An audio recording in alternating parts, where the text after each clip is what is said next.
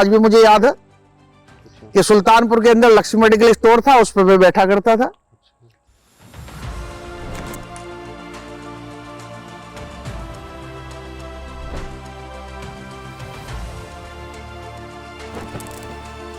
उस समय जंगल हुआ करता था। जब मैंने स्टार्ट किया तो उस समय मुझे लोगों से सुनने को मिलता था, यहाँ बच्चे कैसे आएंगे, बच्चे मेन रोड से यहाँ तक आएंगे, वो बच्चे यहाँ से वापस कैसे जाएंगे, तरह तरह की भ्रांतियां लोगों के दिमाग में आती थी। लेकिन ऊपर वाले का और जो मेरी टीम है उनका इतना सहयोग मेरे साथ रहा है कि ये दिन प्रतिदिन बढ़ता चला गया। 2007-8 में इसमें एक फार्मेसी कॉलेज थोड़ा सा खोला और 6 बच्चे आए। वो कहते ना सिर मुंडवाते ही ओले पड़ जाना, क्योंकि बच्चों तो वो 6 मात्र बच्चे आए और मेन रोड से यहाँ तक आते थे। लेकिन जो मेरी टीम है आज वो उसी दिन से 2007 से क्या है, मुझे याद है कि 31 मई 2006 में हम लोगों ने ट्रस्ट का रजिस्ट्रेशन कराया। अब ये जर्नी इतनी बढ़ती चली गई कि शुरू में इसमें 12 बीघा जमीन थी और 15,000 फुट बिल्डिंग थी। अच्छा जी। आज इसमें लगभग 15 एकड़ जमीन है और 4 लाख स्क्वायर फीट बिल्डिंग है।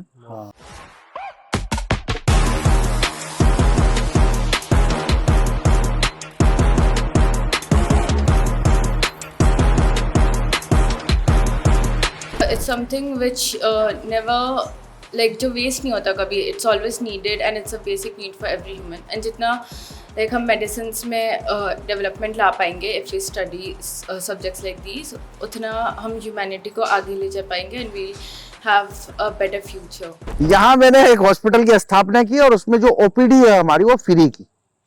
जो आज तक, क्योंकि मैंने रामकिशन मिशन की सारी बातें देखी है और वहां पे मरीजों की हालत भी देखी है, मैं फार्मा इंडस्ट्री में कुछ समय काम किया, तो वो सब व्यवस्थाएं देखते हुए ग्रामीण क्षेत्र के परिप्रेक्ष्य में मैंने वो हॉस्पिटल स्टार्ट किया।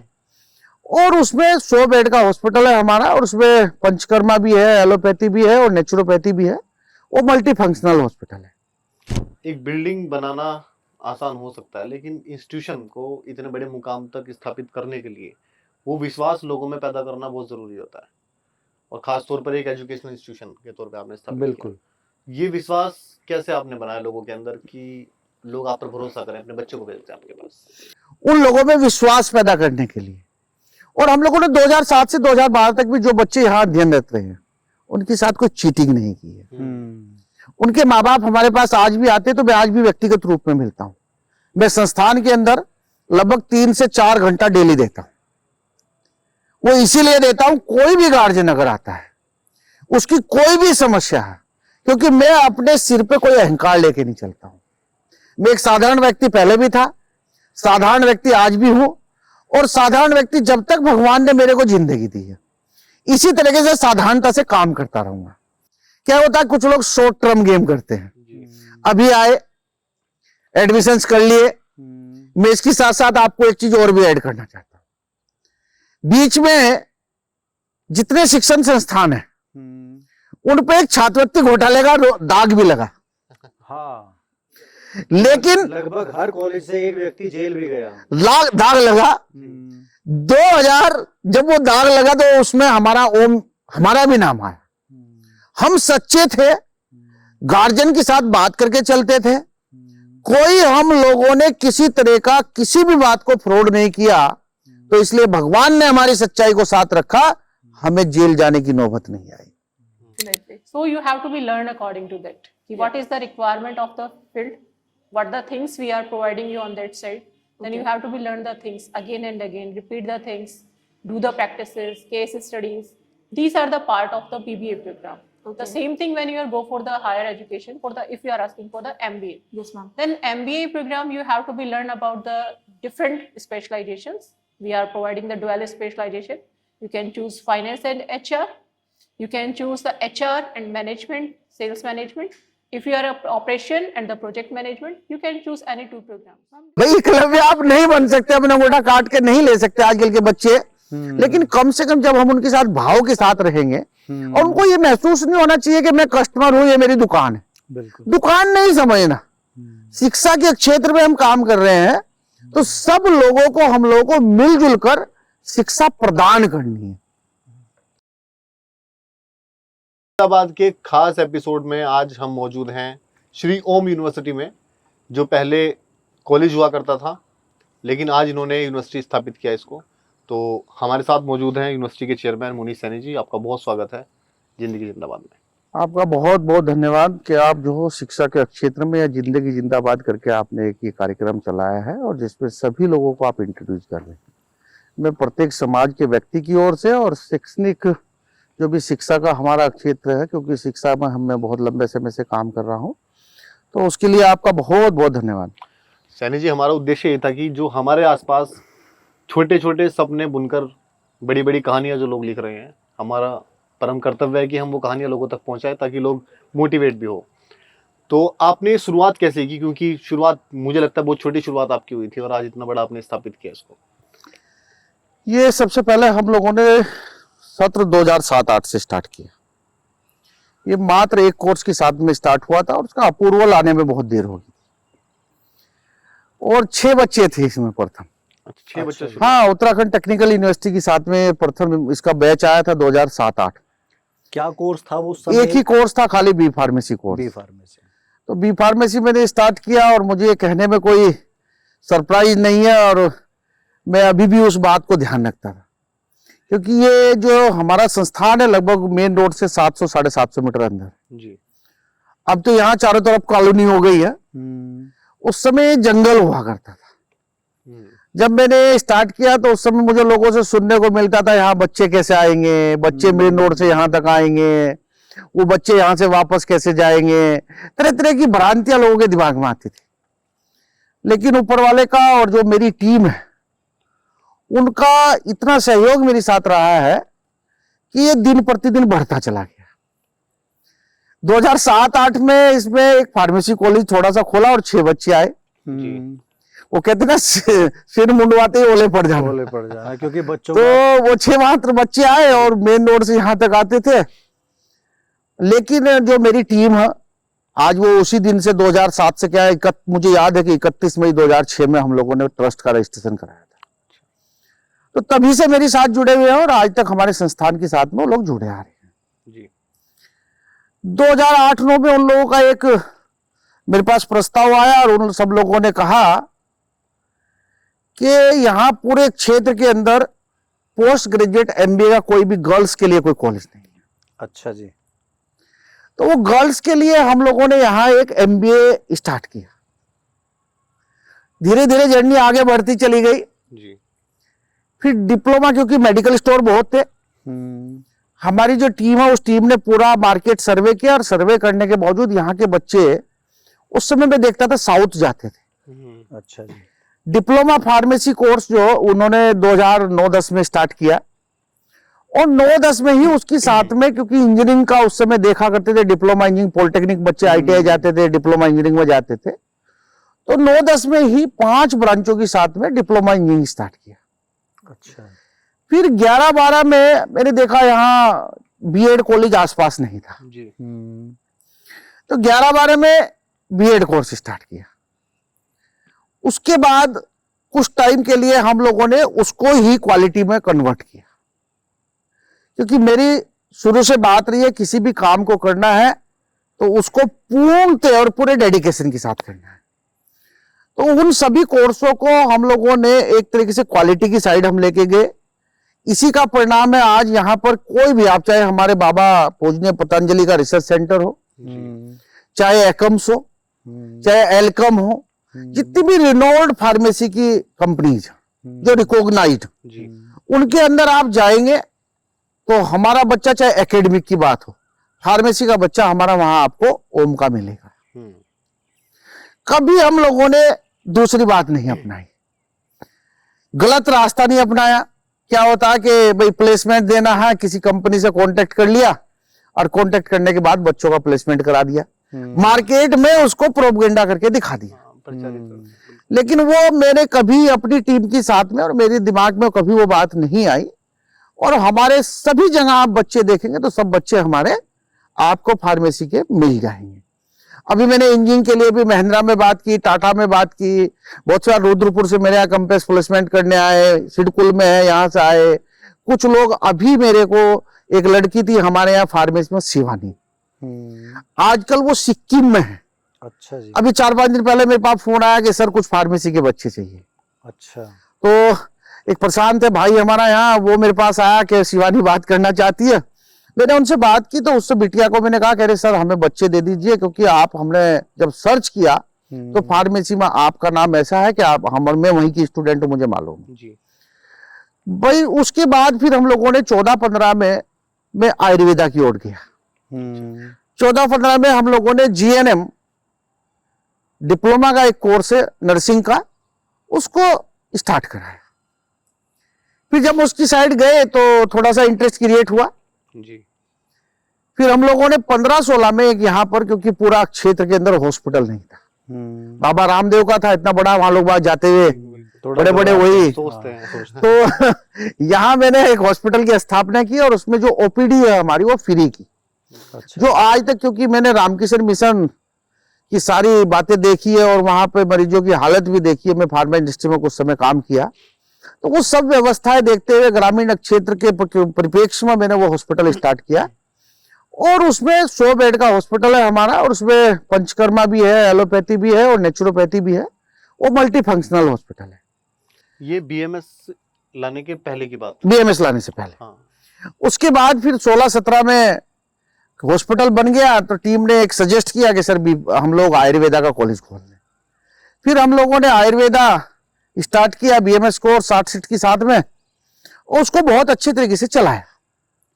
उसके बाद हम लोग 22-23 में प्लानिंग करी और 23-24 के अंदर हम लोगों ने यहाँ नर्सिंग के बहुत कम कोर्स थे, एलोपैथी वाला GNM और नर्सिंग BSc नर्सिंग स्टार्ट किया। और उसी के साथ में, क्योंकि क्या होता है कि जब नर्सिंग हम स्टार्ट करते हैं हॉस्पिटल हमारा अपना है। आप देखेंगे यहाँ जितने भी कैंपस हैं उसमें से इन हाउस कोई भी हॉस्पिटल बहुत मुश्किल से था उस समय। तो जब हम लोगों ने वो स्टार्ट किया तो उसके साथ पैरामेडिकल के कोर्स, चाहे हमारा BPT हो, चाहे हमारा BMLT हो, चाहे BOTT हो, चाहे BOT हो, ये 5 ब्रांच के साथ में हम लोगों ने पैरामेडिकल स्टार्ट किया। अब ये जर्नी इतनी बढ़ती चली गई कि शुरू में इसमें 12 बीघा जमीन थी और 15,000 फुट बिल्डिंग थी। अच्छा जी। आज इसमें लगभग 15 एकड़ जमीन है और 4 लाख स्क्वायर फीट बिल्डिंग है। तो तब पूरी टीम ने मेरे को बताया, मैंने पूछा भाई किताबें कितनी है, सारी लाइब्रेरी की मिला के उन्होंने मुझे बताया कि सर लगभग 50 लाख किताबें, 50,000 किताबें हैं हमारी। फिर मैंने स्टूडेंट के बारे में पूछा भाई कितनी लैब है, उन्होंने कहा सर फार्मेसी की तो 11 लैब है, वो 11 ही हमारे यहाँ है। आयुर्वेदा की हमारी 14 लैब होती है, 14 डिपार्टमेंट है, 14 के 14 डिपार्टमेंट है। इस तरीके से अगर हम जोड़ने लगेंगे तो वो 1000 में पहुंच जाएंगे। तो मैंने कहा अब एक्चुअल स्थिति क्या है। जब मैं उनके साथ बैठा तो उन्होंने कहा सर एक्चुअल स्थिति ये है कि बहुत छोटे छोटे कॉलेज भी अपने आप को यूनिवर्सिटी की साइड लेके जा रहे हैं।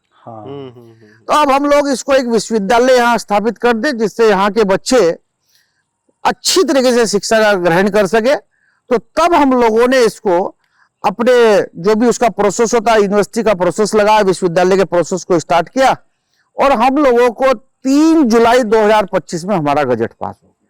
बहुत बढ़िया सर। अब ये श्री ओम यूनिवर्सिटी के नाम से हो गया है। हजारों की संख्या में यहाँ छात्र छात्राएं अपना अध्ययन कर रहे हैं और मेरा मन यही करता है कि भाई बच्चे हमारे, क्योंकि ठीक है as a teacher as a management हम लोगों को टाइट भी रहना पड़ता है अनुशासन बनाने के लिए, लेकिन अंदर से तो वो हमारे बेटा बेटियां है।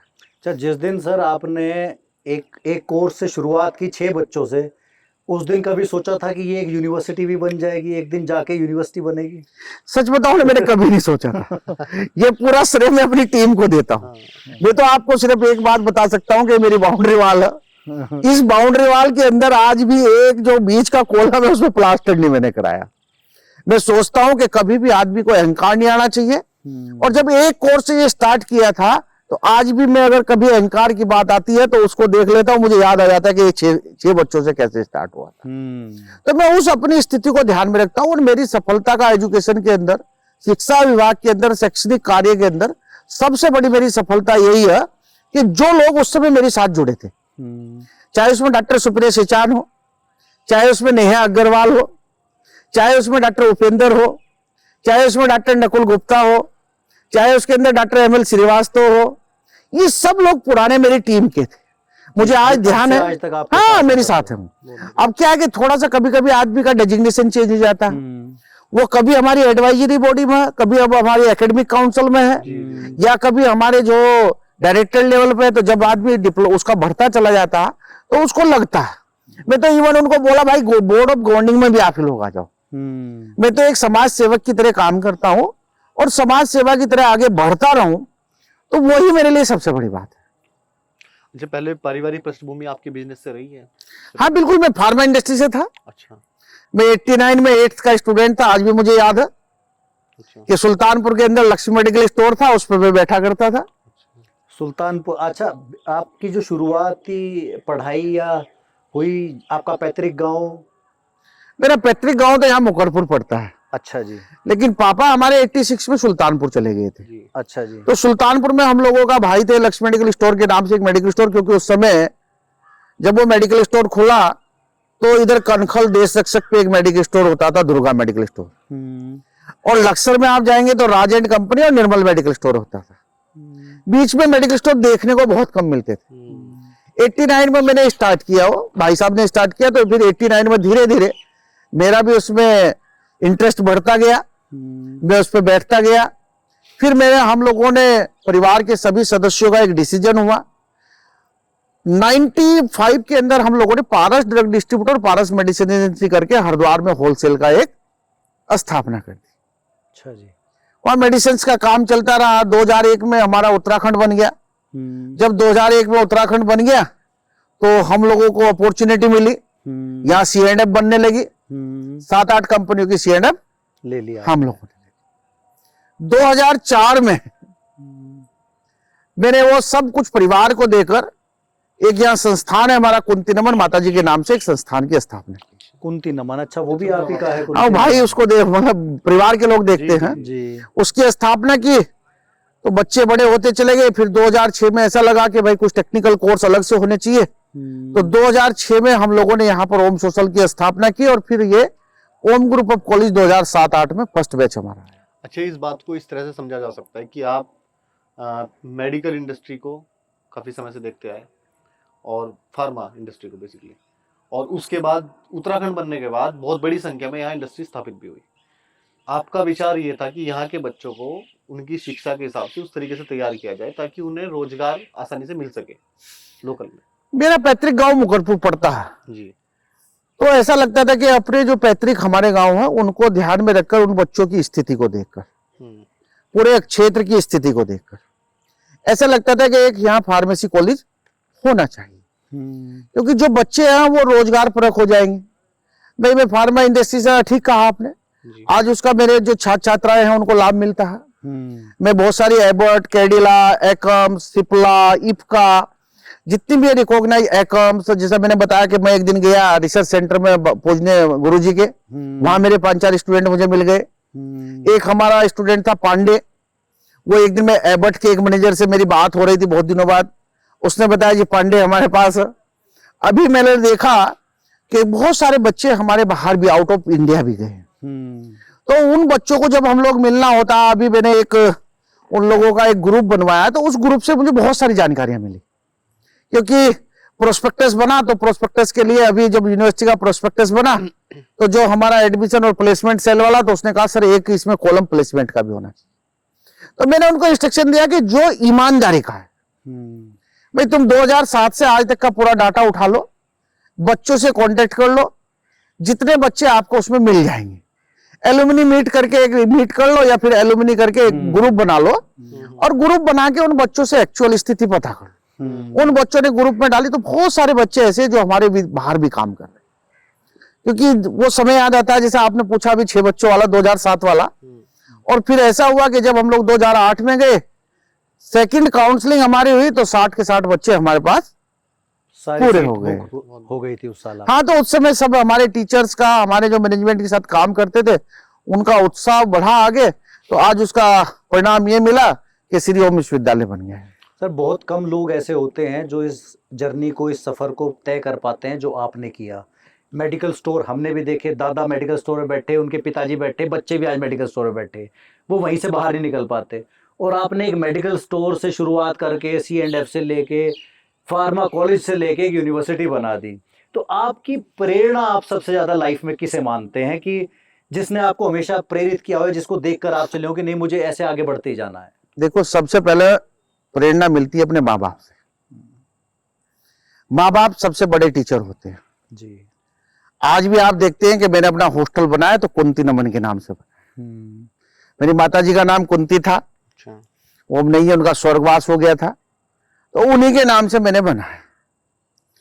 और फादर हमारे, उनकी शिक्षा हम लोगों को लगातार मिलती है।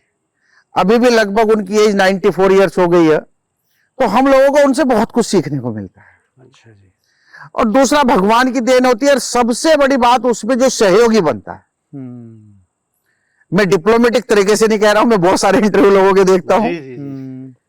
सबसे बड़ा जो सहयोग मिलता है, प्रेरणा मिलती है माँ बाप से, आशीर्वाद होता है भगवान का, और उसमें जो सबसे ज्यादा महत्वपूर्ण बात होती है कि वो आपका जो सहयोगी है वह कैसे है, उन लोगों की सोच कैसी है, उन लोगों की कार्यशैली कैसी है। तो वो कार्यशैली उनकी इस तरह की है कि वे लोग हम लोगों को आगे बढ़ा रहे हैं। आप किसी भी इंडस्ट्रिस्ट को देख लीजिए, किसी भी शिक्षाविद को देख लीजिए। आज हमारे देश के सबसे बड़े इंडस्ट्रिस्ट अनिल जी, या तो उनकी भी आप स्थिति देख लीजिए, मुकेश अंबानी जी, ये उनके काम करने वाले लोग डेडिकेटेड हैं। उसी से हम लोग आगे बढ़ते हैं, और उन्हीं की मेहनत से आज हम लोग इसको विश्वविद्यालय बना पाए। एक अच्छी टीम का होना बहुत जरूरी है। बहुत जरूरी है।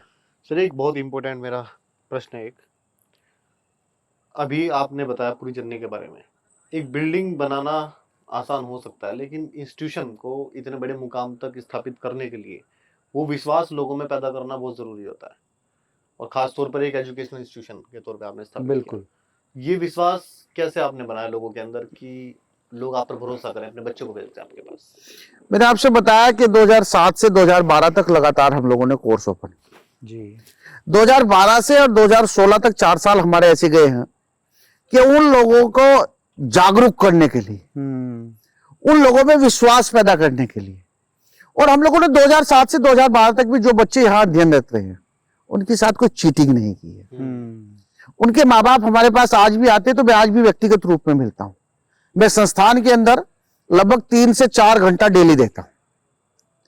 वो इसीलिए देता हूं, कोई भी गार्जियन अगर आता है, उसकी कोई भी समस्या है, क्योंकि मैं अपने सिर पे कोई अहंकार लेके नहीं चलता हूं।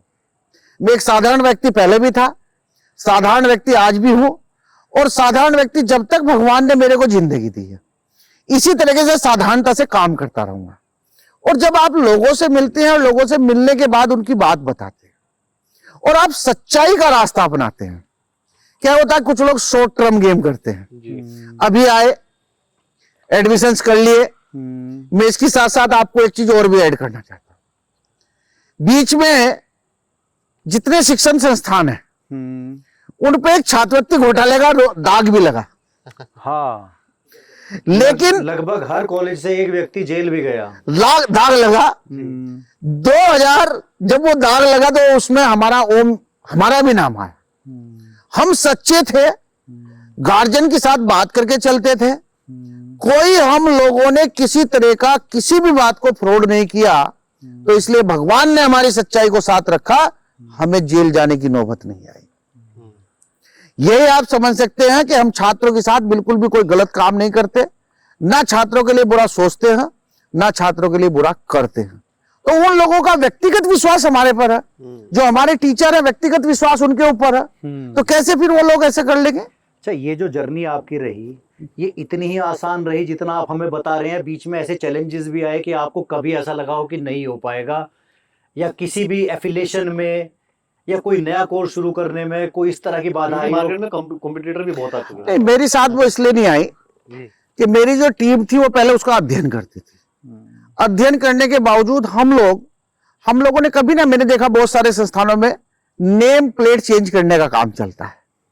आज ये बिल्डिंग एक बिल्डिंग हो गई, एक ही बिल्डिंग के अंदर सारे कोर्स खोल दिए। जब अप्रूवल लेने की बात आती थी तब जो उन लोगों को कठिनाई आती थी। हम लोगों ने जो सेपरेट जिस क्लास का जो कक्ष जिसके लिए हम लोगों ने निर्धारित किया है, अगर हमारी फार्मेसी की बिल्डिंग है तो सेपरेट, हमारा आयुर्वेदा की बिल्डिंग है सेपरेट, हमारी एजुकेशन बीएड की बिल्डिंग है सेपरेट, हमारी एमबीए की बिल्डिंग है सेपरेट, हमारी पॉलिटेक्निक की बिल्डिंग है सेपरेट, हमारा फार्मा उसका पैरामेडिकल की बिल्डिंग है, सेपरेट है। हम आज यही बात कर रहे थे कि इन्होंने इतनी सारी बिल्डिंग्स क्यों बना रखी ये है? हम लोगों ने, क्योंकि ये हमारा एक नियम कहता है, हाँ, उसमें कौन सा आपकी खसरा नंबर है, कौन सी बिल्डिंग है। डेडिकेटेड कोर्स के लिए हम लोगों को एक बिल्डिंग नियम के अनुसार बनानी पड़ती है। वो हम लोग, हमारी पूरी टीम उसका अध्ययन करके चली। अब जैसे हम लोग AICT में जाते हैं, क्लासरूम जब हम बनाते हैं तो हम लोगों को 72 स्क्वायर मीटर्स लेके चलना पड़ता है। एक बच्चे के लिए डेडिकेट करना पड़ता है कि इतने स्क्वायर मीटर जगह इसको एक बच्चे को चाहिए। तो वो सारे जितने नॉर्म से हम लोगों ने फुलफिल किए, और फुलफिल करने के बाद इसीलिए बहुत सारे लोग मेरे से पूछते हैं कि भाई साहब आपने सारी बिल्डिंग अलग अलग क्यों बनाई। अब उनको मैं क्या समझाऊं? भाई नियम तो नियम है ना सबके लिए। नियम तो हम सारे काम करें तो आप लोगों को इस तरह की समस्या का सामना नहीं करना पड़ेगा।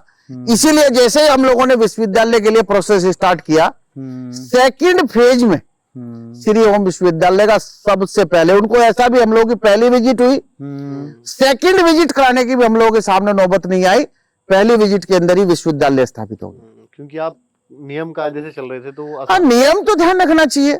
अब आप जर्नलिज्म के क्षेत्र में हो तो नियम कायदे कानून तो सब जगह ध्यान रखना चाहिए, और नियम से आप चलेंगे तो आपको कभी समस्या का सामना नहीं करना पड़ेगा। और देखो, जब आप एक बड़ा एम लेके चलते हैं, बड़ा काम लेके चलते हैं, और मैं तो हमेशा अपने काम को एंजॉय किया है, मैंने कभी काम को बर्डन नहीं समझा, मैंने अपने काम को एंजॉय किया और अपनी टीम के साथ में लगातार मैं करता रहा, और ये ऐसे ही आगे बढ़ता रहा। आप युवाओं को एक कौशल तैयार करते हैं, उनका रोजगार के लिए तैयार करते हैं। आज अगर आप 18 वर्ष के होते और आपको ओम यूनिवर्सिटी में एडमिशन लेना होता तो आप किस कोर्स में एडमिशन लेते? ये और क्यों? हाँ, देखो क्या है ना, ये सभी बच्चों की एक अपनी अलग अलग विचारधारा होती है। किसी बच्चे को क्या है कि उसको इंजीनियरिंग में जाना है, उसका अपना माइंड सेट होता है। जैसे उसके साथ में आजकल तो नया ट्रेंड चल गया कि 10 बच्चे क्लास में पढ़ रहे हैं, वो आपस में बात करेंगे, वो एक कोर्स से एक दूसरे से डिस्कशन करेंगे, डिजिटल युग है। वो फिर उसके बाद गूगल पे सर्च करेंगे किस कोर्स में जाने के बाद कितना हम लोगों को सैलरी मिल पाएगी। कुछ बच्चे उससे भी अलग सोचते हैं, वो कहते हैं हम रिसर्च में कैसे जाएं। कुछ बच्चे ऐसे होते हैं कि हम लोग जो अपना पापा का मेडिकल स्टोर है, जैसे आपने भी कहा मुझे डिप्लोमा फार्मेसी करना, तो वो गार्जियन पे और बच्चे की एक IQ पे डिपेंड करता है। उसका जिस लेवल का IQ होगा, बहुत सारे बच्चे हमारे ऐसे हैं कि जो सोच लेते हैं भाई मुझे MBBS करना है, लेकिन वो नीट का एग्जाम में जाते हैं तो उसके बावजूद उसमें फेल हो जाते हैं बेचारे।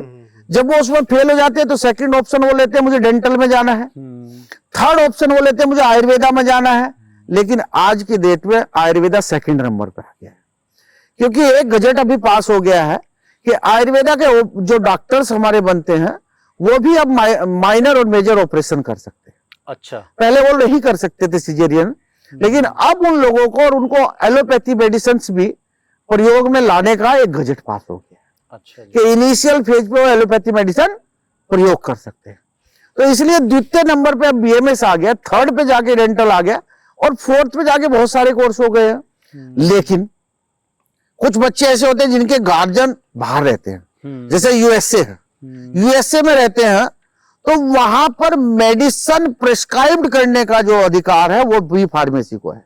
अच्छा, अब उनको मालूम है वहां MBBS डॉक्टर खाली सजेस्ट कर सकता है, अच्छा जी, ये मेडिसिन होनी चाहिए, डायग्नोज कर सकता है, बस प्रिस्क्राइब नहीं कर सकता। तो जब वो प्रिस्क्रिप्शन का नंबर आता है तो उनको लगता है, कुछ हमारी बिटियाएं हैं जो उनको लगता है भाई नर्स होना चाहिए, नर्स एक नोबल प्रोफेशन है।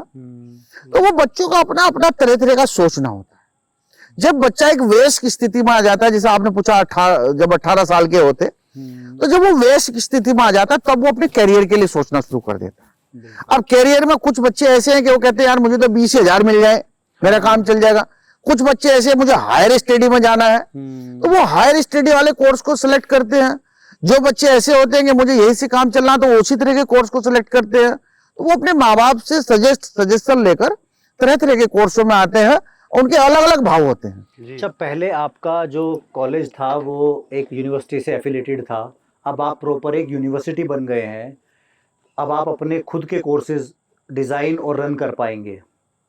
तो आप क्या इसमें डिफरेंस पाते हैं कि जो पहले आप एफिलेटेड थे वो ज्यादा बेहतर था, या अब ज्यादा बेहतर शिक्षा दे पाएंगे यूनिवर्सिटी बनने के बाद?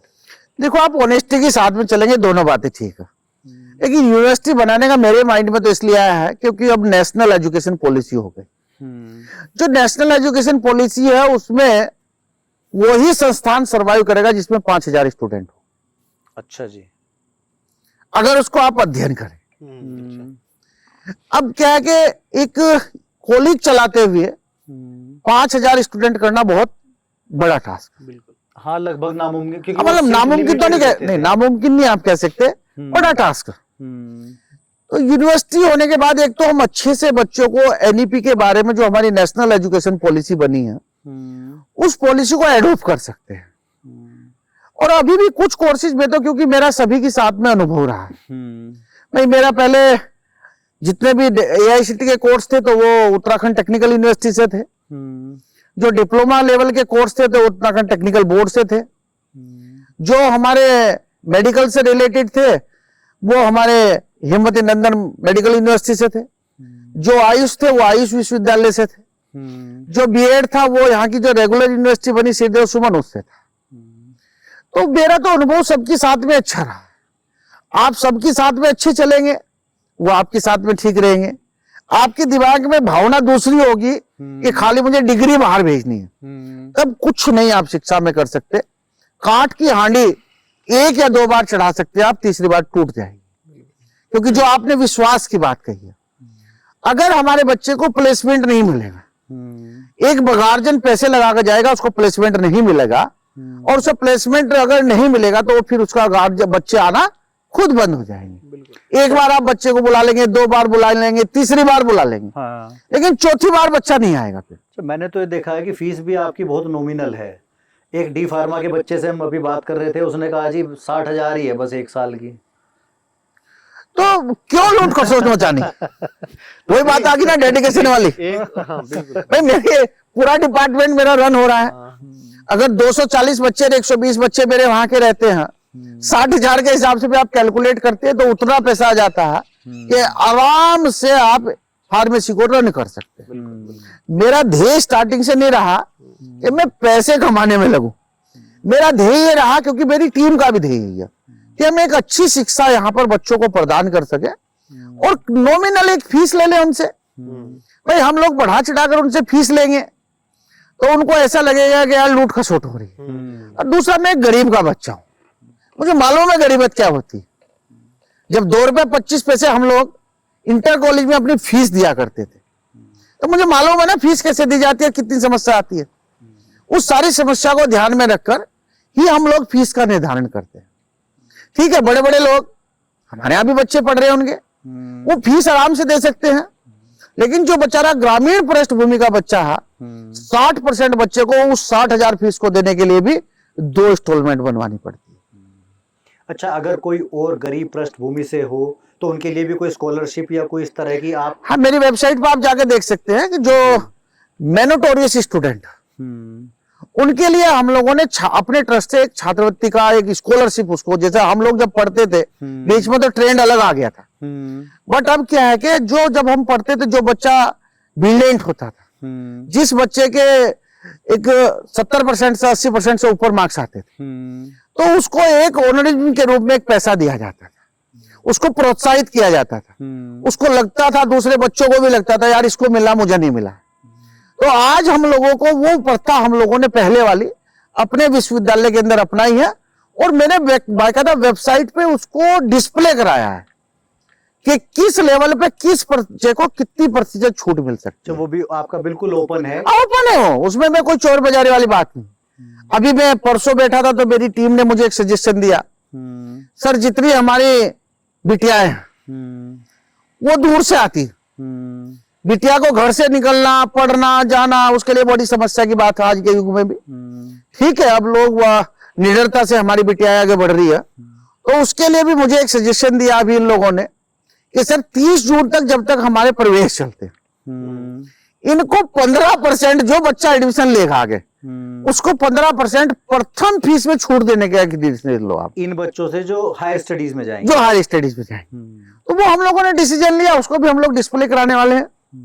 भाई बच्चे को हमें लूटना नहीं है, हम उसके देखो क्या होता है ना, एक इंटरव्यू में देख रहा था, उसमें लोग बाग उनको टारगेट ऑडियंस कहते हैं, उसमें लोग बाग उनको कस्टमर शब्द लेते हैं, वो नहीं होना चाहिए। बच्चे हमारे देखो, एक बेटे एक बिटिया को हमने जन्म दिया, एक काम भविष्य बना रहे हैं, जिसका हम भविष्य बना रहे हैं। अरे एकलव्य, आप लोगों को गुरु द्रोणाचार्य नहीं बनना, लेकिन कम से कम अर्जुन के बराबर तो आ जाओ ना।